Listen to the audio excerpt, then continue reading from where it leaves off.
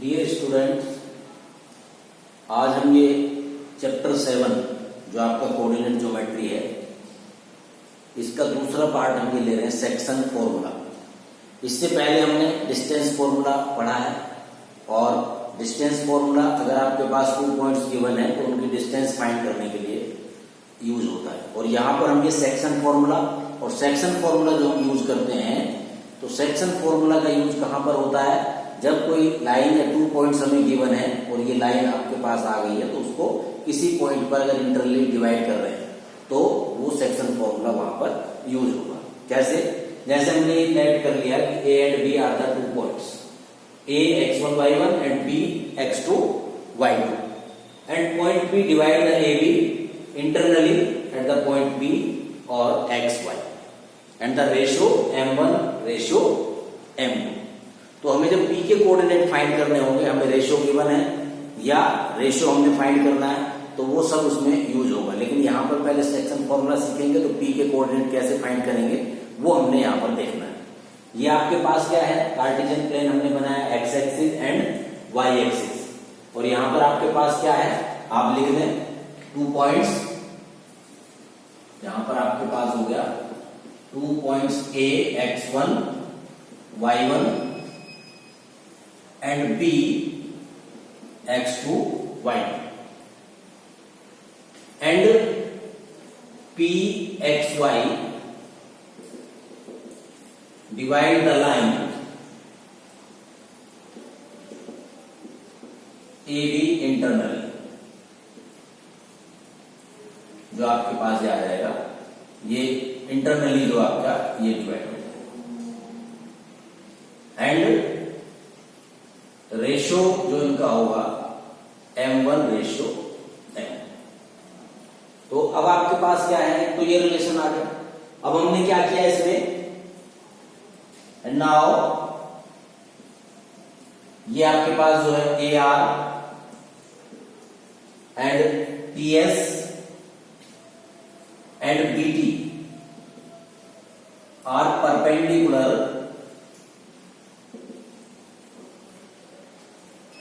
On X axis. ये आपके पास एक्स एक्सिस के परपेंडिकुलर, आपका एक्स एक्सिस है तो ये ए आर परपेंडिकुलर है, पी एस परपेंडिकुलर है, and B T is also perpendicular. ये हमने ड्रॉ कर दिया। आप ये लिख लीजिए एंड आर परपेंडिकुलर या ड्रॉ परपेंडिकुलर दिस। ड्रॉ यहां पर क्या किया है? ये A Q and P C R parallel to X axis. ये परपेंडिकुलर्स हैं, यानी 90 डिग्री यहां पर बनेगा, और ये जो लाइन है ये पैरेलल है। अब ये पैरेलल है तो यहां पर भी जो एंगल है वो, क्योंकि उस पर परपेंडिकुलर हुआ, ये लाइन इसके पैरेलल है तो ये जो है इस पर परपेंडिकुलर होगी, ये लाइन पैरेलल है तो ये इस पर परपेंडिकुलर होगी। अब हम क्या करेंगे इसमें? देखिए, सो बाय सिमिलरिटी क्राइटेरिया यूज करेंगे। तो हम इसमें क्या कर लें? पहले in triangle PAQ and triangle BPC।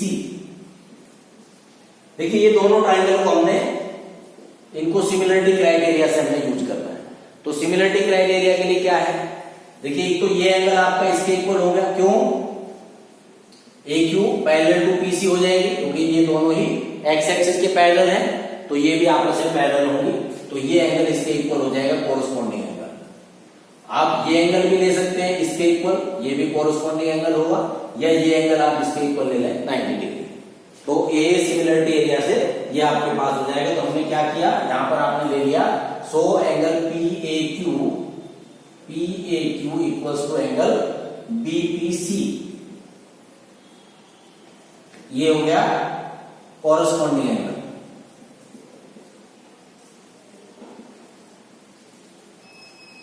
क्योंकि ये हमने ऊपर लिख रखा है। और दूसरा आप ये ले लीजिए, चाहे तो angle PQA equals to angle BCP। ये 90 डिग्री ईच ले लीजिए, या दूसरा जो P और B है वो ले लीजिए। एनी 2 एंगल्स इक्वल कीजिए। अब ये आपके पास हो गए। सो ट्रायंगल PAQ सिमिलर हो गया ट्राइंगल, क्योंकि जो एंगल जिसके इक्वल है, पी बी के इक्वल है, तो ये आपके पास हो जाएगा बी, और पी ए के इक्वल है, तो यहां पर पी और सी, बाई ए ए सिमिलरिटी। अब triangle P A Q similar triangle BPC, अब बीपीसी में ये सिमिलर होगा तो फिर इनकी जो साइड्स है वो प्रोपोर्शनल हो जाएंगे, और प्रोपोर्शनल हो जाएंगे तो आप क्या लिखेंगे, ये P A upon BP equals to A Q upon PC, और इक्वल्स टू ये पी क्यू अपॉन बीसी। ये आपके पास सिमिलर ट्राइंगल्स हो जाएंगे तो उसकी साइड्स जो है वो प्रोपोर्शनल हो जाएंगे। अब इनकी वैल्यू रख के हमें ये देखना है, जैसे पी ए है आपके पास, पी ए, ये तो पी ए की तो वैल्यू m1 हो गई, और पी बी की वैल्यू आपके पास हो गई m2, तो ये तो आपके पास है। अब आपको ए क्यू फाइंड करना है, ए क्यू किसके इक्वल होगा, आर एस के। तो देखिए इसमें क्या है, जैसे ये कोऑर्डिनेट है आपके पास x1 y1, तो इसका क्या मतलब होता है कि ये वैल्यू यहां तक x1 है और ये यहां से यहां तक y1, ये इसके कोऑर्डिनेट है xy, इसका मतलब है कि ये x यहां तक है और ये y यहां से यहां तक, ये कोऑर्डिनेट है x2 y2, तो जो x2 है वो आपका यहां तक होगा 0 से, और ये y2 ये होगा। इस तरह से कोऑर्डिनेट हम जो शो करते हैं कार्टेशियन प्लेन में, या आपने 9th क्लास में भी सीखा है, तो इसी तरीके से ये आता है, जो कोऑर्डिनेट है वो x एक्सिस का पॉइंट पहले और फिर y एक्सिस पे। अब हम इनकी वैल्यू निकालेंगे, देखिए जब ए क्यू की वैल्यू निकालेंगे तो ए क्यू किसके इक्वल है, आर एस के। तो हम पहले ये फाइंड करें कि इसमें, चलिए यहां पर लिख देते हैं, तो पहले हमने निकालना है ए क्यू, ए क्यू किसके इक्वल होगा, आर एस के, क्योंकि ये परपेंडिकुलर है और ये पैरेलल है, तो ये एक तरह से आपका पैरेललोग्राम हो गया, और अपोजिट साइड्स इक्वल होती हैं, और 90 डिग्री है तो ये रेक्टेंगल हो गया। अब अपोजिट साइड्स इक्वल है तो ए क्यू किसके इक्वल है, आर एस के, और जब आर एस निकालेंगे तो ये क्या होगा, O S minus O R, O S में से ओ आर को माइनस करिए तो आपके पास इसकी वैल्यू आई x माइनस x1, ये किसकी वैल्यू आ गई, ए क्यू की। अब आपको किसकी चाहिए, पीसी, पीसी निकालें, पीसी आपके पास है ये, पीसी किसके इक्वल है, एसटी के, और एसटी में क्या आएगा फिर, ओटी माइनस ओएस, ओटी यहां तक कितना है, x2, और ओएस कितना है, x, तो ये x2 माइनस x हो गया। अब यहां पर आ जाइए PQ, PQ की वैल्यू आपको फाइंड करनी है, PQ आपके पास है ये। अब PQ को जब करेंगे तो ये PS माइनस QS होगा, ये क्या होगा, PS माइनस QS, और देखिए QS किसके इक्वल है, AP की, ये अपोजिट साइड होगी इसकी, तो अब आप यहां पर करेंगे PS माइनस AQ, AR से, जो QS है वो AR के इक्वल आएगा, तो ये, और PS की वैल्यू कितनी है, Y, और इसकी वैल्यू कितनी है, Y, तो ये हो गया। और नेक्स्ट है आपके पास BC, तो BC आपके पास आया ये, जो रिलेशन आएगा BC, ये वाला रिलेशन। अब BC को आप क्या लिखेंगे, BT माइनस CT। अब देखिए BT माइनस CT क्या है, ये CT किसके इक्वल है, PS के, तो यहां PS आ गया। अब ये इसकी वैल्यू है आपके पास y2, और PS की वैल्यू है y, तो ये आपके पास रिलेशन आ गया। ये इसका हम बता चुके हैं, PA, और इसको भी लिख लीजिए, PA किसके इक्वल है, M1 के, और BP किसके इक्वल है, M2 के, तो ये रिलेशन इनका आ जाएगा। जब हम इसमें यहां पर ये वैल्यू पुट करेंगे, क्योंकि ये मैं नहीं, ये आपको ठीक से समझ में आ गया, तो उसके बाद वैल्यू रखनी है, कोई प्रॉब्लम नहीं आएगी। तो अब हमने यहां पर वैल्यू रखी, पहले इसकी PA की वैल्यू, PA की वैल्यू है M1, और BP की वैल्यू है M2, AQ की वैल्यू वहां से रख दी x माइनस x1, PC की वैल्यू कितनी है, x2 माइनस x, और यहां पर PQ की वैल्यू है y माइनस y1, और यहां पर BC की वैल्यू है y2 माइनस y। क्योंकि यहां तक ये सबसे महत्वपूर्ण पार्ट है, क्योंकि जो इसका रिलेशन ये फाइंड करना, और उसके बाद इनकी वैल्यू यहां पर रखना। अब इसके बाद कोई प्रॉब्लम इसमें नहीं आएगी। अब क्या करेंगे आप, पहले ये फर्स्ट टू को सॉल्व कर दीजिए, पहले वाले दोनों को, यानी कि M1 बाई M2 दोनों के साथ लेना है, x वाले के साथ भी और y के साथ भी। तो पहले फर्स्ट और सेकंड टर्म ले लीजिए, फिर फर्स्ट और थर्ड टर्म ले लेंगे। तो देखिएगा इसको क्या करेंगे इसमें, अब ये समझ लें इसका जो रिलेशन है। तो from first and second,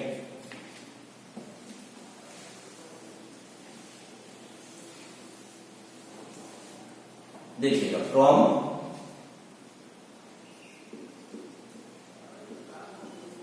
first and second we have, तो आपके पास क्या हो गया, फर्स्ट में आपके पास है m1 upon m2 equals to x minus x1 upon x2 minus x। अब इन दोनों को आप क्या करें, क्रॉस मल्टीप्लाई करें।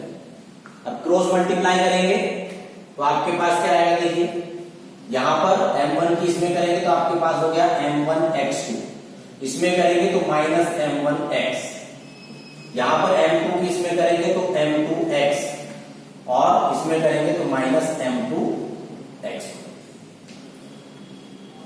ठीक, अब m2 x1 को इधर ले आओ और ये x वाले टर्म में वो एक तरफ ले जाओ, तो यहां पर क्या हो गया m1 x2 और प्लस m2 x1, ये इधर आ गया और ये ट्रांसपोज किया तो यहां पर क्या हो गया, ये इधर चला गया तो आपके पास क्या हो गया m1 x plus m2 x। यहां से x कॉमन हो गया तो m1 प्लस m2, और ये रिलेशन नहीं होता है। जब आप x की वैल्यू निकालेंगे क्योंकि यहां पर तो आपके पास m1 x2 plus m2 x1, और नेक्स्ट में ये अपॉन में आ जाएगा, यानी कि m1 x2 plus m2 x1 upon m1 plus m2 equals to x। यानी जो आपके पास x के कोऑर्डिनेट हुए, x के कोऑर्डिनेट क्या हो गए, ये आपके पास आ जाएंगे। So x equals to m1 x2 plus m2 x1 upon m1 plus m2, and similarly करके आप उसको y का रिलेशन निकाल देंगे। जब आप उसमें फ्रॉम यहां पर लिख देंगे similarly from first and third we have, तो आपके पास क्या हो गया, अब मैं डायरेक्ट लिख रहा हूं, आपको वैसे ही करना है। y इक्वल्स टू क्या हो जाएगा m1 y2 plus m2 y1 upon m1 plus m2। यानी कि अब आप अगर ये फाइंड करेंगे तो कोऑर्डिनेट ऑफ p जो x y है वो क्या हो गए, ये रिलेशन आ जाएगा m1 x2 plus m2 x1 upon m1 plus m2, comma m1 y2 plus m2 y1 upon m1 plus m2। तो ये आपका हुआ सेक्शन फॉर्मूला। जब भी आपको फाइंड करना होगा तो देखिए सीधा रिलेशन है। यहां पर भी उसमें m1 m2 होता है, कई जगह m और n लेता है, कई जगह कुछ और p q भी ले सकता है, कुछ भी हो, वो रेशो है m1 m2 उसका रेशो है, जो रेशो की बना वहां पुट कर देंगे। ये ध्यान रखना है कि m1 के साथ ये रिलेशन आता है, m1 के साथ x2 का मल्टीप्लाई होता है m2 के साथ x1 का, इसका उल्टा हो रहा है देखिए m1 y2 m2 y1, और अपॉन में m1 प्लस m2 रहेगा, हमेशा उसका रेशो का जो सम है वो उसमें आएगा। यहाँ पर x वाले में भी और y वाले में लर्न करने में यही है, 1 के साथ 2 आएगा, m1 x2 m2 x1। अब आप पहले m2 x1 लिख दीजिए, इसको इधर लिख दीजिए, कोई फर्क नहीं पड़ेगा। m1 प्लस m2 लिख दीजिए, m2 प्लस m1 लिख दीजिए, कोई फर्क नहीं पड़ेगा, दोनों जो है सेम है। तो ये ध्यान में रखेंगे, इस तरह से ये सेक्शन फॉर्मूला आप लर्न कर लेंगे तो आपको क्वेश्चन सॉल्व करने में आसानी रहेगी। अब जैसे डिस्टेंस फॉर्मूला पहले पढ़ लिया है और ये सेक्शन फॉर्मूला है, तो आप इसका यूज करेंगे तो आपको दोनों चीजों को ही साथ में लेके चलना पड़ेगा। दूसरा, क्योंकि ये दोनों पार्ट सिलेबस में है, इसके आगे की जो 7.3 एक्सरसाइज आएगी जिसमें एरिया ऑफ ट्राइंगल है, तो वो रिमूव कर दिया गया, तो वो हम उसमें नहीं पढ़ेंगे, लेकिन उसका फॉर्मूला लर्न कर लेंगे, क्योंकि फॉर्मूले का यूज आगे आएगा। तो ये बात आप ध्यान में रखिए।